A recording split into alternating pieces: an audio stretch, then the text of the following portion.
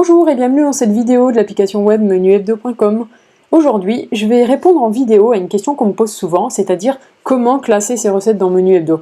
Donc peut-être que vous êtes, c'est sûr même que vous êtes beaucoup parmi les utilisateurs de Menu Hebdo à avoir énormément de recettes, et c'est vrai que pour les retrouver très rapidement, eh bien on a mis un système de classification en place. Alors on a choisi ce système de classification en fonction des tags. Donc je vous montre comment ça fonctionne. Donc par exemple, vous ajoutez une recette, par exemple celle-ci, à votre carnet de recettes. Ensuite, dans mes recettes, vous cliquez ici sur l'aperçu et vous avez un petit champ « Ajouter un mot-clé ». Donc c'est là que vous pouvez mettre le mot-clé de classification de votre recette. Par exemple, moi je classifie mes recettes en fonction du type de plat, entrée, plat, dessert, mais aussi en fonction de la saison, puisque je vais faire mes courses au marché, donc pour faire mon menu, je regarde quels sont les légumes de saison.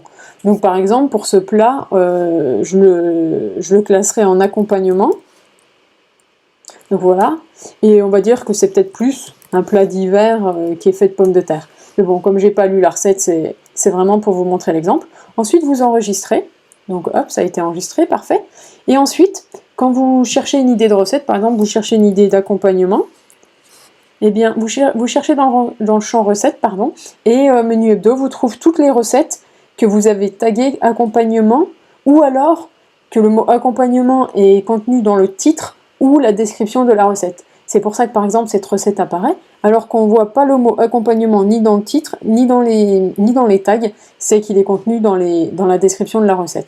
Et c'est ainsi que je classe très facilement mes recettes. Quand je cherche un dessert, voilà, il me propose toutes les recettes de dessert. Et si aussi vous utilisez le planificateur pour faire vos menus, c'est vrai que c'est très pratique pour rechercher une recette et pour la planifier.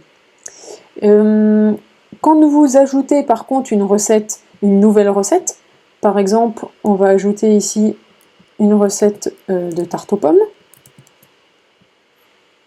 eh bien vous pouvez ajouter un mot-clé directement dans ce champ quand vous importez la recette. Et bien voilà, on arrive à la fin de cette vidéo. J'espère vous avoir aidé et comme ça vous pourrez classer toutes vos recettes dans votre carnet de recettes afin de les retrouver super rapidement. Je vous remercie d'avoir suivi cette vidéo et je vous dis à la prochaine pour une nouvelle vidéo.